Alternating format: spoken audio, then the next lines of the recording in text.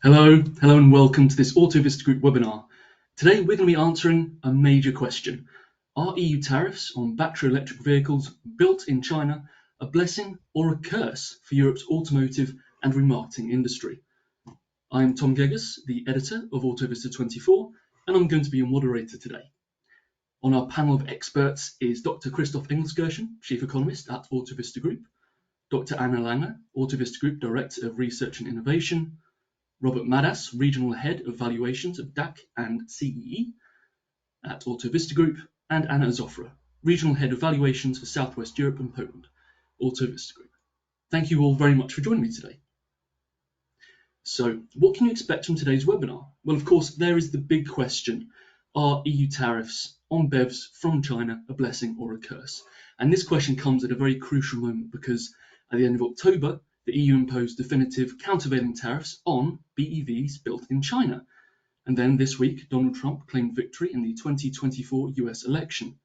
Now, he has previously threatened to impose higher tariffs on imported cars. So protectionist policies seem to be gaining traction. But what does this mean for the automotive industry and its markets? Well, this is something we're going to be exploring today in three major business critical questions. The first, of course, are the EU's BEV tariffs a blessing or a curse? Then, what are the remarketing risks for BEVs? And are fears of retaliation and consequences warranted? So, I think it's really important, of course, as well, if during the webinar you see some data that you find particularly interesting, any kind of Autovista Group offering that you want to explore further, please make sure you use the link autovistagroup.com/explore. That will take you through to an information page and more importantly to a sign-up page where we can get back in contact with you and let you know about our products and services. So, Christof, I think we can start by talking about the timeline for the EU tariffs, because that, of course, is what we're here to talk about today. Can you lead us through a timeline of what happened that led us up to the most recent announcement of definitive duties? Yes, Tom, absolutely. And if you switch to the next page, I mean, what we have to acknowledge that there have always been tariffs in place, right, for imports from China. We're talking about 10% before the investigation that was led by the EU started, and it was an investigation that lasted from September 2023 to June 2024, so 9 months, of deep investigation. And the outcome of that investigation, the conclusion, was that there is unfair subsidization going on. Yeah, if you read through the actual text and publication from the EU, it's a lot more detailed than that. But there is unfair subsidization going on, which was the conclusion, and the result was that there were provisional tariffs put in place in July 2024. So we're talking here about tariffs in total, so including the 10% of between 30 and 50% of on BEVs imported from China, and this was then confirmed, slightly fine-tuned, but largely confirmed in October 2024, with EU member states voting in favor of it. Not everyone voted in favor of it, but the result was it was supported by the government, the EU government, and it's now in place for 5 years. So maybe you can walk us through the different duties then that applied to the different car makers based on the findings of that investigation. Yeah, so there are 3 clusters of companies that were investigated. So we have companies investigated in detail on the top of this table in this light blue background color. Then we have a couple of or quite a few companies who did cooperate in terms of responding to requests and questions, and they were not sampled, so they were treated all in the same way in the final policy. And then we have a small line on the very bottom with the highest tariffs, all other companies who are not cooperating. And if you look at the numbers here, we have so total duties now, so including the 10% that I've talked about the previous slide. So total duties, including the 10%, they range between 17.8% for Tesla. So they got away quite well out of this investigation, up to 45% for those companies who are not cooperating, and SAIC, for example, BYD is somewhere in the middle. The majority of companies are now paying around 30% instead of 10%. So then, with all these different variable rates, I wonder, how could these car makers be impacted? Yeah. So we're seeing on this slide the battery electric vehicle imports from China into the EU by group. Yeah. And this is for the first 9 months of this year. And these numbers, depends on who you're looking at, are quite sizable, right? So Tesla, Geely, SAIC, BYD, they have very high imports, and they were, of course, expecting to increase those BEV imports a lot, next year. And and that is certainly now under review. And all of these flow of goods will, of course, be affected, and they need to. I mean, where they can, they will probably switch to other powertrain technologies, for example, to plug-in hybrids or to EREVs, which are not counted as battery electric vehicles under the policy from the EU. BYD, for example, they will probably make a switch in their portfolio to push more for this plug-in hybrid technology rather than the battery electric vehicle technology. But others like Tesla, for example, they really can't do anything else than what they've done before, and they have to ask themselves whether they are able to absorb these tariffs, in the list prices, or whether they will have to increase list prices in order to compensate for these additional costs that the imports mean for them. Thank you, Christoph. Well, it's obviously still very early days for the definitive tariffs, but I wonder, Anne Lange, what's happened in terms of BEV registrations from Chinese car makers? Have they come down? Have other powertrain types benefited from the tariff discussion already?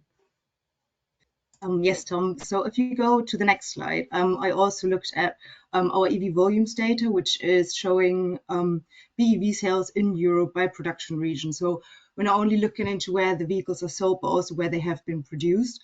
And if you look at this timeline, you can see that China-produced BEVs are going down in Europe, but so do Europe-produced BEVs. So it seems that there's a general trend that we have a dip in BEV registrations in Europe that is not necessarily attached to China as a production country. And the same trend holds true for plug-in vehicles. So they also currently experience a bit of a dip in registrations in Europe. If you flip to the next slide, there's a slightly different lens of looking at it. We're not looking at the sales region Europe anymore. We're looking at like the worldwide sales of BEVs, but only of cars produced in China. So how do cars produced in China sell in other regions in the world? And what you can see here is that obviously Chinese BEVs are most successful in China. There's a large rise in BEV registrations, and you can still see the dip in Europe that we've seen before, and then a mild uptrend in the Americas. So, but as you can see, mostly BEVs are being sold in China, and Europe displays a bit of a dip in BEV sales. So have different brands been affected differently in terms of their market share development?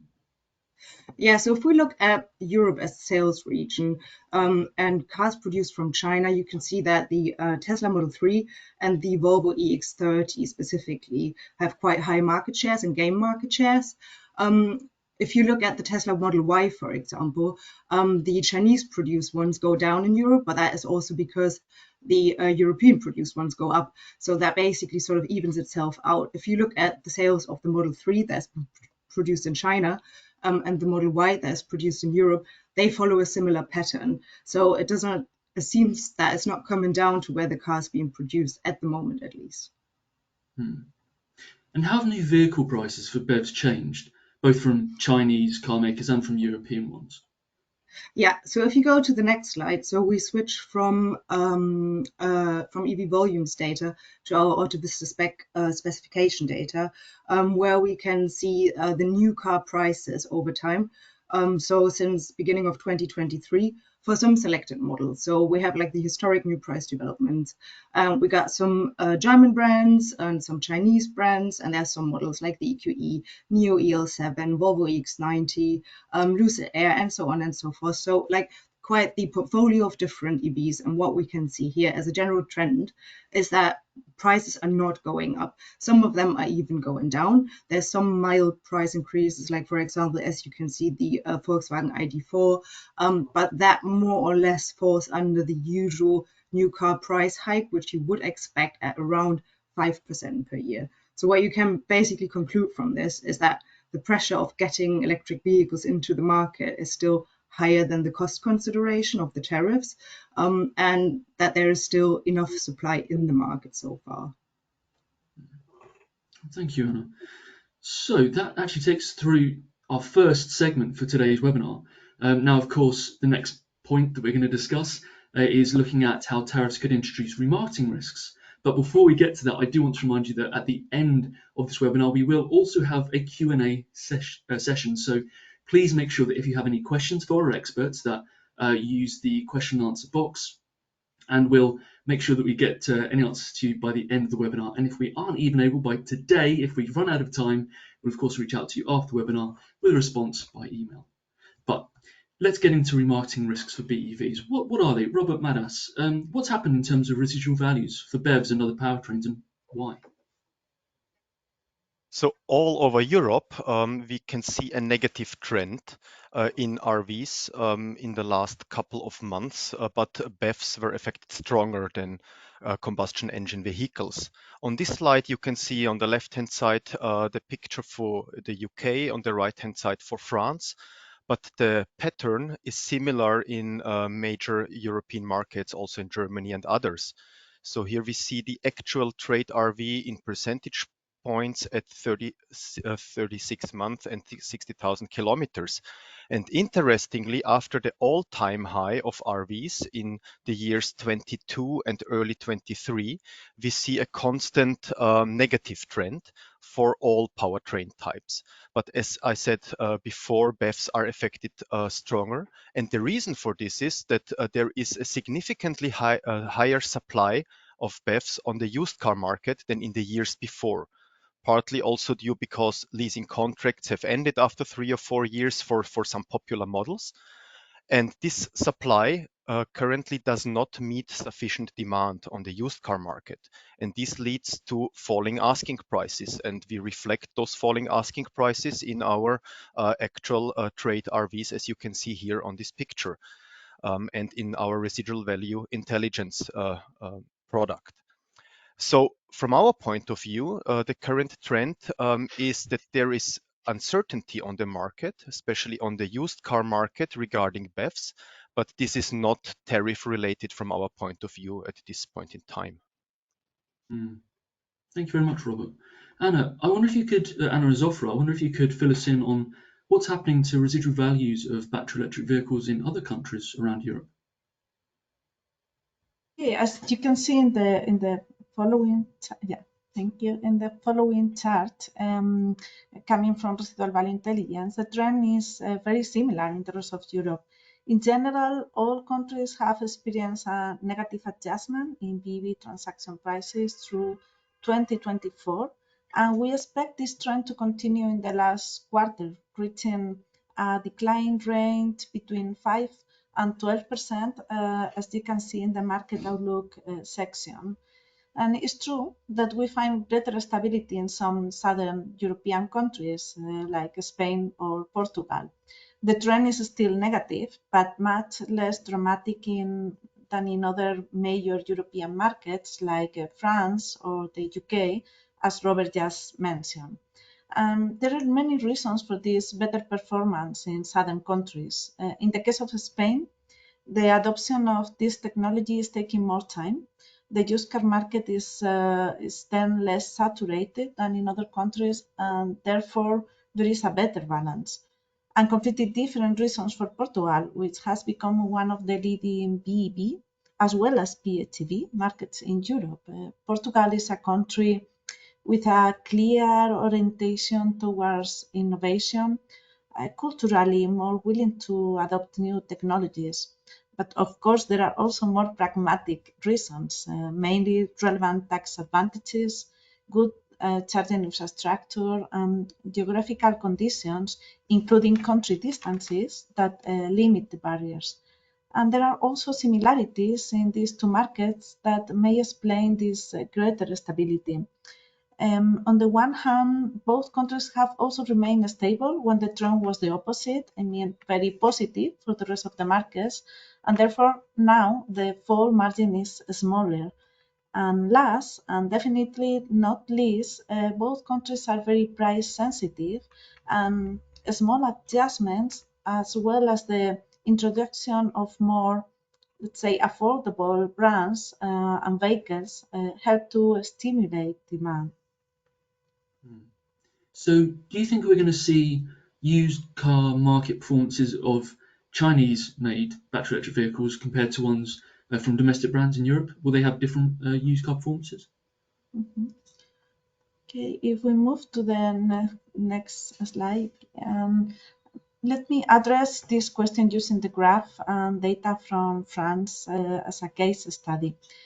In this analysis, we observed that selecting different car brands from different countries and different origins does not appear to result in any special penalty associated with either the brand, the origin, or even the manufacturing origin. All brands saw a similar negative trend with only minor variation. And we believe that these differences, this poorer performance, are not due to tariffs, but rather to typical market dynamics, like we all know, the price volatility seen in new vehicles from Tesla, and also expected the impact coming from the sharp increase in market share for MG. You can also find info about volumes or market share in the bottom right corner in the chart. And it's also important to note there are different starting points.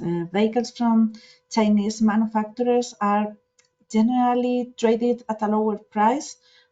Also, as a response, European brands have had to reduce their transaction prices in order to remain competitive. But in summary, the market behavior observed here is mainly driven by common factors not related to tariffs. Anne Lange, I'm going to come to you now. What does the used car market data show us in recent months, so October, November? Let's talk about days in stock, offer volumes, used car price changes. Are buyers and sellers struggling to agree on prices for a used vehicle? Yeah, if you go to the next slide, Tom, what you can see here, if you click a few more times to get the boxes popping up as well. So what we can see is also that's a difference of data set that we also have in residual value intelligence, where we're currently not looking at residual value settings, but at the actual sort of used car portal transactions as they disappear from the market. In this case, this is an example for Germany. And the chart that you can see at the top is the car age, the average car age of a vehicle, average per brand when they leave the portal. So basically when they're being removed from the portal and being sold. Underneath you can see the days it takes to sell on average per brand, and then the average amount of price changes or the amount of price management that needs to happen until a vehicle is being sold.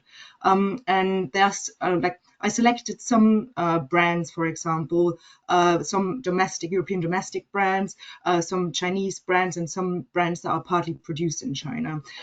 What you can see in general is that the market is still quite volatile for battery electric vehicles. So you can see at the top chart that the car park is aging for Tesla. So more Teslas entering the used car market, and that changes the dynamics for them.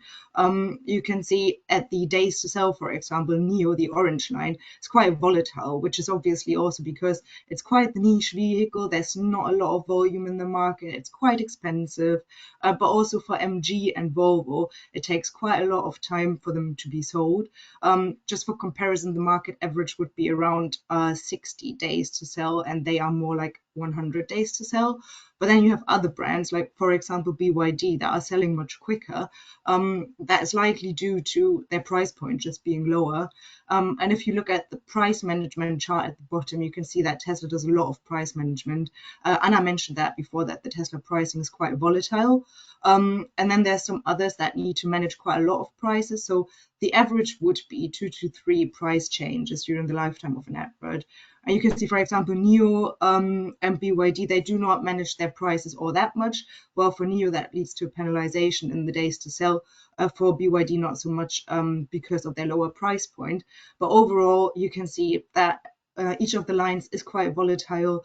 The electric vehicle used car market is not yet mature, and there's the marketplace is changing because more and more new models are entering the used car market and shape the dynamics a little bit.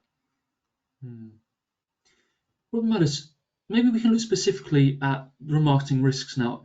How have our forecasts for the end of this year and for 2025 changed? And how much of that change can we actually attribute to tariffs? So on the forecast side, it's important to note that our forecast is based on the current market situation, on analysis like Anne Lange has just shown, but of course also by the expected market situation and some outlook into the future. So forecasts were also affected negatively. We see a similar pattern like for the actual used car values that I have shown before. Also in the forecast area, BEVs have suffered more than ICEs. So we see here negative forecast trends. So our forecasts have changed.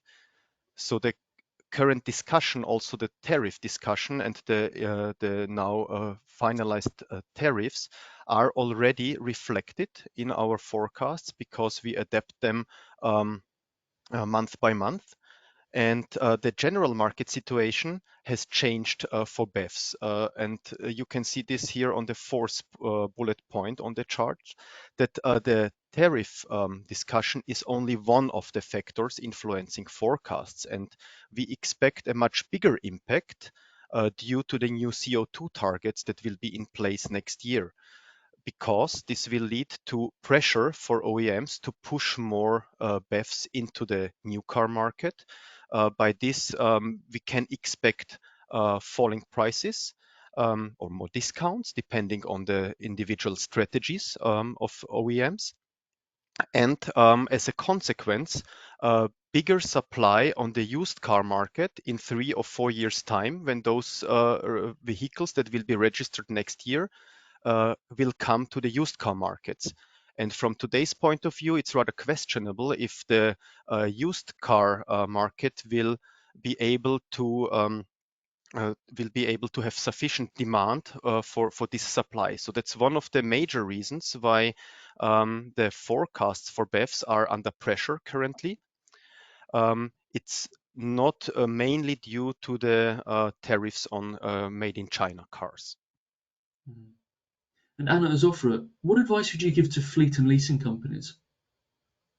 Well, I think in terms of technology, there is now better control over the risk. The volume of new pure electric vehicles has been, let's say, moderate in recent months, and then there will be less cars coming into the used car market, and it will be easier to absorb them in the next months and even in the next year. But you also ask about the origin, and what we are seeing is that so far there are minimal risks as Chinese vehicle sales are booming, however, mainly in the private channel, as they are still struggling to be a player in the corporate or leasing fleets. Taking Spain as an example, a Chinese brand can have 3% company cars in its channel mix, while market average is 10 times higher, something about 40%. However, we do believe it's important to consider other factors beyond the country of origin, which could have even more significant impact on residual values, like reasonable short-term channel, mainly rent-a-car, well-structured and well-implemented distribution and after-sales strategy, but also to more product-related aspects, particularly those concerning the vehicle life cycle, which is one of the three main factors influencing forecast values. And it's crucial that when we estimate remarketing risk, we need to move away from the European, let's say, European traditional life cycle structure, 4 years to plan, 3 years for a facelift, 6 years for a new generation, as we are seeing that the life cycle of Chinese cars is completely different. A Chinese car can enter our market even without being new and undergo minor changes every year or whenever they deem necessary. And this production process allows for more flexibility, but these continuous changes also have an impact on how the model is aging that we have to consider. Wonderful, thank you so much. That actually leads us into the third and final section of our webinar today, before of course we get to the Q&A section, which I can already see some wonderful questions coming through for our experts, so thank you so much. Please keep sending those in, we would love to hear from you and we'd love to answer your questions. But Christof, I think it's time we address the question of what's the risk of trade conflicts escalating further? So maybe you could walk us through what retaliation might look like for Europe. Yeah, so China has already sent a somewhat strong and pointed signal, of how retaliation, could look like. Yeah, and they implemented a import tariff of 39% on brandy. Yeah, which China absorbs a lot of brandy, yeah, from France, so it's an important export good for Europe, in particular for France. And they're making a point also about France supporting the tariffs. Yeah, so that's the first signal that they are sending from that space. Of course, there's always the risk that if you introduce tariffs or if you increase tariffs, that this could escalate. Yeah, I'm being, pragmatic and optimistic here in the fact that China, as well as Europe, are dependent on making export happen. Yeah, so China needs it to fuel, the desire of increasing wealth for its people, right? So they need export markets to increase their wealth and their welfare. And Europe is also, a big export market. So both are dependent on each other. And you can also see from what is happening in the US before the election, but also now after the election, that China, for example, doesn't have a lot of other, rich industrialized places to go and send their products to. And Europe is important for them, and vice versa. So I think that, given this mutual dependency on each other, there isn't a huge risk of these tariffs spiraling into an escalation. So far, as we've discussed, we haven't seen too many observable tariff effects on Europe's new car and used car markets. But what do you expect to happen up until the end of this year and in 2025 around supply and demand? What role will tariffs play in that regard? Yeah, so a couple of things here. So first of all, if you move to the next slide, we will definitely observe that the imports from battery electric vehicles from China will be lower than in a no tariff scenario. They might still rise, right, versus what we're seeing this year, but definitely lower than in a no tariff scenario. Because as I said, they will switch over, yeah, to other technologies that are not subject to these tariffs to make more money, more profit, and so that's point number one. Point number two, second bullet here, is that competition over price, or competition will be lower in the BEV space. Customers of battery electric vehicles will not benefit from that, and it will also negatively affect demand for battery electric vehicles, because the price pressure isn't stimulated by the tariffs. And still, this is the third point on this slide, we still need to brace ourselves as an industry for supply pressure of both types of powertrains. So both BEVs and FEVs will see a rise, maybe beyond what the market is able to absorb. Yeah, first of all, because we have these CO2 targets, which are tough to meet in 2025, and so far they are in place. Yeah, so that's going to increase the share of BEVs and FEVs. And yeah, we've heard before, China doesn't really have another place to go. They want to sell cars in Europe, and they will, and they might switch to plug-in hybrid electric vehicle technology. So there could be coming supply pressure still from new players in the market. Yeah. Last point on this slide is a little bit out of our control, but it's still worth reminding everyone about it. We do need a powerful and European-wide coordinated industrial policy in place to support the transition from ICE to EVs, and that's currently another challenge that the industry is facing. And when we talk about reactions, Christof, of course, I think it's important that we also consider brands. So what's the likelihood that brands increase their new car list prices? And what about transaction prices? Do you think that they could rise as well?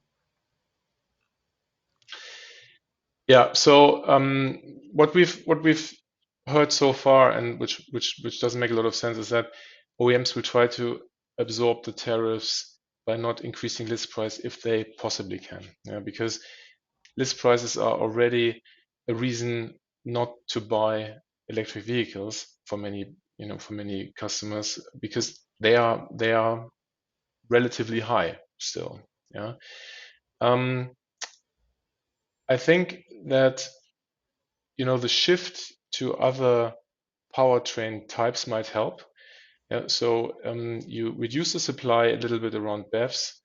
You try to absorb some of these tariffs as an OEM, and compensate by selling other powertrain types, maybe working on price levers for those. Yeah, because as I said, you can't really put prices up for BEVs from a demand perspective at this point in time. Yeah, and when you talk about the difference between transaction prices and list prices, transaction prices, they might come down. This is always the place where OEMs can manipulate a little bit more in the hiding, more in secret, without addressing the elephant in the room of the list price. And here I think it's less the tariffs that will play a role, but hitting the CO2 targets. So in some way or the other, you need to make sure that your portfolio has enough share of electric vehicles in place for you to hit the CO2 targets. And it will be a combination of subsidizing, from an OEM perspective, subsidizing sales of BEVs, but maybe increasing the margin on other powertrain types that you're selling. So it's going to be a lot of work for them to find these sweet spots here. Thank you so much, Christof. This actually brings us to the end of our third section of today's webinar and into the Q&A section. And we already have had so many excellent questions come through. So thank you so much for sending those through. Of course, you can continue to do so during the Q&A. But just a reminder, if we haven't had the chance to get to your question today, please don't worry. We will respond to you via email. Make sure to give you an answer to your question. Now, a key theme in a lot of the questions that have been coming in, and absolutely understandable why, is Christof, I want to know what you think about the recent news out of the US. Can you give us your view on what Donald Trump's election for in the 2024 election could mean for the automotive industry? Yeah, I mean, maybe maybe before I answer that question, I just want to say that in a system, right, where there are only two parties who can win a race, it will have to be one of them, right? And the polarization that was taking place in the US because of this two-party system is extreme. It was extreme already before the election, and now that we have a pretty clear result, I mean, the good news is that the country can now move on. Yeah, but the polarization that we're seeing is very much also due to the fact that there are only two parties, that you can vote. I do also want to point out that the US, they are in a pretty strong, position economically compared to Europe, and this is always helpful for a presidency, right? If you're engaging in a space where the economy is in a relatively good shape, and tax cuts and some easing of policy towards environmental protection and also softening the transition to EVs will further support the economy, at least in the short term in the US. Yeah. We've heard a lot, and this is something that Donald Trump can also implement. That he can decide it by himself on day one. He can decide whether he wants to induce higher tariffs. It'll take a little bit of time until they come into effect because they also need to be then put into operations. But the decision he can take swiftly, and he can really manage through by himself. These higher tariffs, they will of course create more problems for Europe. But again, even before Donald Trump comes into office, which is in January, and also before his presidency, there have been strong protectionist trends in the US implemented that were negatively affecting Europe. The Inflation Reduction Act, for example, was a very powerful piece of policy directing a lot of foreign investment into the US. Europe didn't have anything really to compete on that same level. So there is already strong policy making in place in the US, which makes it more difficult for Europe to compete for investment also in the automotive space. And my last point, and this is maybe the only caveat that we will have to see how this is playing out. These tariffs, if they come, and I think they will, they tend to have a risk of increasing inflation again in the US, because consumers will end up paying more for products if tariffs are in place. Yeah, so this is maybe one of the caveats to observe a little bit further. Yeah, but I mean, this is all we can at this point in time, very early on in the process of digesting it, anticipate. Of course, no, that makes sense to me, Christof. It is still early days. Thank you very much. In that case, I'd actually like to take a step back now and go to residual values. Of course, we discussed this during the webinar. Robert, I wonder if I could come to you. Question about the most recent forecast that you've made. Have they also factored in a potential retaliation, like Christof outlined earlier, when it comes to the other country potentially impacting and in placing tariffs on European exports? As we have seen before, what we know currently about retaliation measures, they are not directly relevant to the automotive industry. So we were talking about brandy. I think there's also some discussions about dairy products and other food products. So not directly relevant. If there will be some retaliation measures that would be directly relevant to the automotive industry, then of course this is also reflected in our future market expectations, and by thus also in our forecasts. But just as a general point, we are observing the market really closely, but we don't want to speculate around things that are not in place yet. So once there is something that we need to take into account for the future market expectations, we will, but not in advance. And of course, there's other major impacts, and I'm stepping a bit beyond tariffs here again, but other very important measures that are part of EU policy concerning sustainability and environmental impacts. So, obviously, 2025 we have CO2 targets in the EU. Could we see that triggering some kind of price war for EVs and put even further pressure on RVs? I mean, has this been considered in your latest forecast, Robert? I can only assume it has. Yes, this actually has been considered. So as discussed before, there is a definite CO2 target for 2025, where OEMs have to balance their fleets or their new car registrations, as Christoph has explained earlier. And this likely will result in one form or another to lower prices for BEVs, be it by some list price adjustments or by adjustments of ICE list prices, so making the difference higher towards ICE prices, or to some maybe discounting. And with this increased volume that we have to expect in the next year, we will have supply pressure, and this supply pressure is on the used car market could lead to a potential problem if the used car markets in 3 or 4 years' time will not be able to absorb this supply that will be on the market then. So yes, this has been already reflected in the forecasts. Thank you so much, Robert. Christoph, I think we can maybe sum up the Q&A session today and effectively the webinar with a slightly broader question about tariffs, because of course that's what we've been discussing today. Do you think it was the right move for the EU to impose these tariffs on battery electric vehicles built in China? Christoph, I'll come to you with that one if I can. Yeah, I mean, tariffs are always a defensive move. They are never something you do proactively, to cultivate anything. So it's a defensive move. They may offer some layer of short-term protection to the industry. That's always the argument in favor of tariffs. On the other hand, they also might simply delay an issue. Yeah. I mean,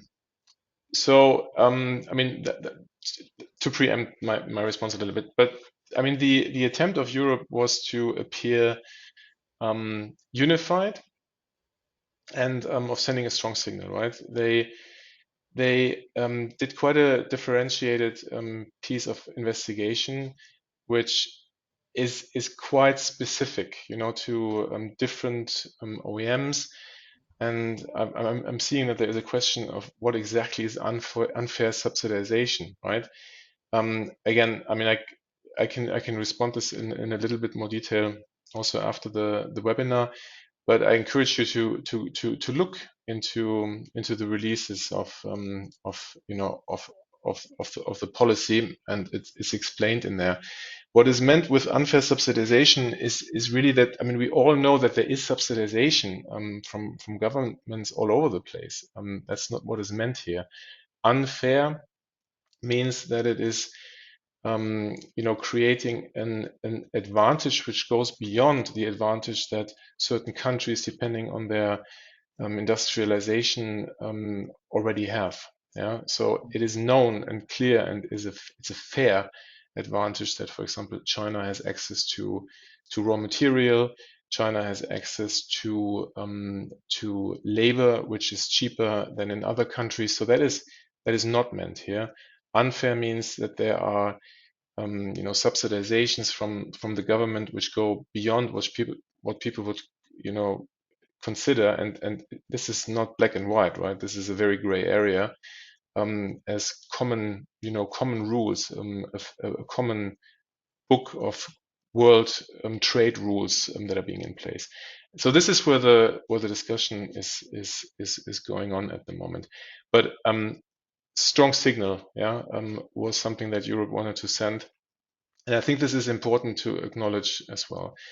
Are these tariffs no good? From a consumer perspective, they are not good because they limit competition.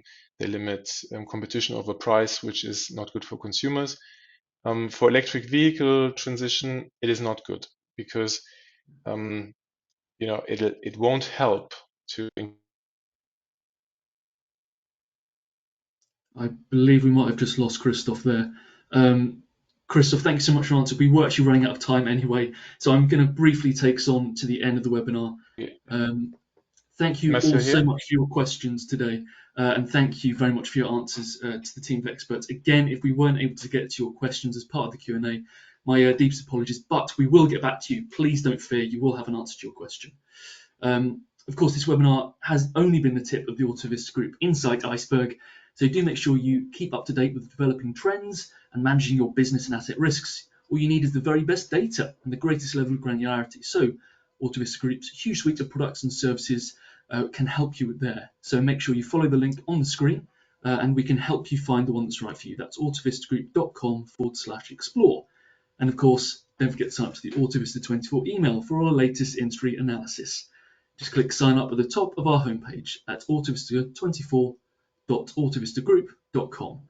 And there you'll also be able to find information on our latest webinar.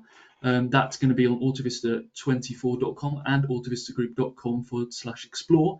In January next year, I'm very pleased to confirm that we're going to be taking a residual value outlook into 2025. So if you want to find out more about RVs and what's going to happen next year, make sure you sign up and register for that today. Now, thank you all so much for joining me today. That is all we have time for. And a big thank you to our audience. Your questions have been fantastic and we loved seeing you. So thank you all very much and have a fantastic day.